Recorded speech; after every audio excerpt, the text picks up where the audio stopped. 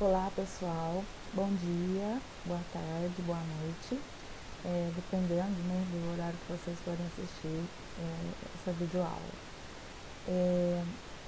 Eu, assim, nesse momento, né, de quarentena, de cada um na sua casa, nós tivemos que nos adequar a algumas situações, né, para que a gente não fique sem conversar sobre os assuntos, fique tanto tempo longe.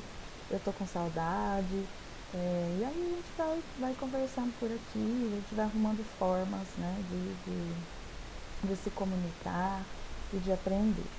Então, para a gente dar continuidade, né, no que a gente começou na UCM, que fala sobre o mundo do trabalho, eu gostaria de passar para vocês, né, a gente vai relembrar algumas coisas em primeiro lugar, do que foi falado na última aula, né? Então, eu vou passar aqui os slides para que a gente possa relembrar bem rapidamente.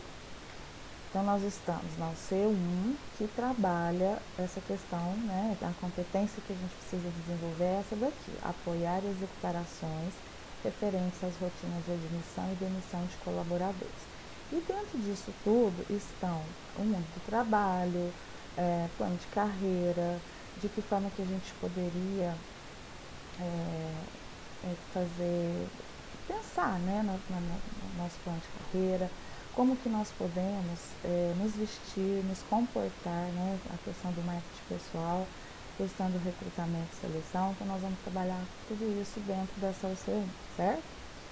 Eu mostrei para vocês os 4 indicadores, né, que nós vamos desenvolver. Então, na verdade, os indicadores é o que indica que vocês adquiriram essa competência, né? Então, primeiro fala de guardar, de arquivar todas as informações, toda a documentação, a questão do preenchimento de formulários, né?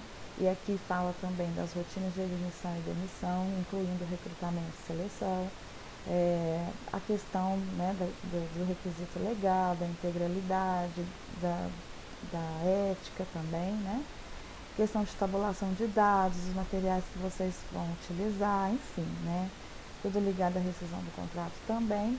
E a documentação, exames, sindicatos, enfim, tudo isso vai indicar, né? Essas 4 situações aqui vão indicar se vocês conseguiram atingir ou não a competência, certo?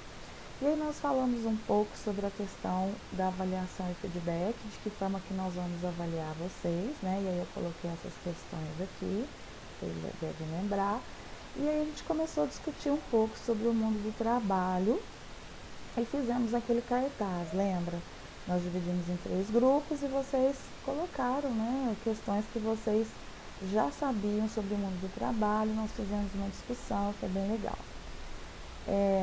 E aí eu complementei falando um pouco da questão do trabalho informal, né, que são os profissionais que não têm registro, que não possuem vínculo empregatício, enfim, né, e que tem alguns benefícios trabalhistas, como férias, licença maternidade, aposentadoria, seguro-desemprego, né.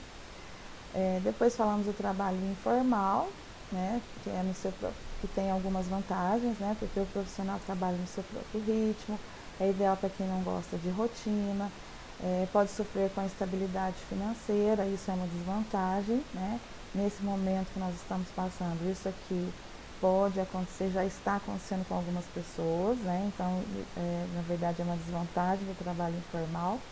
E também uma vantagem é que ele tem mais liberdade e autonomia, certo? No caso do trabalho formal, né, a pessoa está oficializada dentro da CLT, que a gente já falou, né? E aí ele tem carteira assinada, contribuição dos impostos, tem estabilidade, o vínculo empregatício, né, tem um salário garantido, e pode ter alguns benefícios e horário fixo. E aí nós falamos de outros tipos de trabalho, que é o autônomo, o profissional liberal, e a diferença entre os dois é que um tem uma formação acadêmica, né? O profissional liberal ele é formado, então tem alguns exemplos aqui, advogados, médicos, engenheiros, fisioterapeutas, enfim, é diferente do autônomo, né? O autônomo que trabalha por conta própria, o profissional liberal também, só que a diferença é que ele é formado. E o profissional assalariado e o home office, que é o que a gente está fazendo neste momento, né? Nós estamos fazendo um trabalho em casa, home é casa, office é trabalho, né? Ofício. Então, trabalhando em casa, então a gente não deixou de trabalhar, ok? Vimos o filme Convergência, até vocês ficaram bastante impactados, né? Falando do futuro, como que isso vai acontecer. Vimos também essa frase, né, muito forte aqui também. Carros que não precisam de motoristas, máquinas que lavam cabelos ou que fazem massagens. Muitas profissões tendem a desaparecer ou eventualmente se modificar de forma importante. Em 2030, 2 bilhões de empregos estarão automatizados e o mundo do trabalho vai mudar e a educação como um todo deve pensar nisso. Aqui a gente não tinha nem pensado, né, e nem cogitado a questão do coronavírus, né? Então, o quanto que o coronavírus, né, o quanto que essa quarentena também nos colocou muito frente a frente com a tecnologia, né? Eu jamais teria gravado uma videoaula se não fosse nessa situação. Então, a modificação já começou, né? A gente já começou a pensar, já estou quebrando a cabeça, como é que a gente pode discutir de uma forma que todos participem, que não fique só na escrita. Então, tudo isso, né, a gente empurra a gente para a tecnologia. E aí a gente falou um pouco da mudança do cenário, né, empresarial, que é a globalização, a facilidade do acesso à informação, a grande competitividade e a maior competitividade profissional. E aí vocês fizeram essas 3 reflexões aqui, né? E foi muito rico e nós paramos aqui, né? Nessa discussão sobre essas reflexões e tal. Nós fechamos essa questão. Então, qual a diferença entre os assistentes de pessoal do passado, do presente e do futuro? E como vocês, assistentes de pessoal, poderão atuar no mundo do trabalho do futuro, né? E as competências que vocês julgam fundamentais para ser um assistente de pessoal. Até aí, ficou alguma dúvida? Tem algo que vocês ainda querem falar? Eu acho que seria legal, se alguém que tiver dúvida, pode me mandar pelo WhatsApp e a gente vai conversando, né? Para não ter, não deixar passar nesse momento essas dúvidas.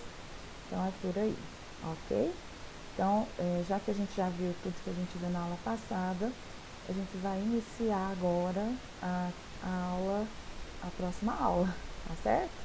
Então eu aguardo vocês. Um beijo.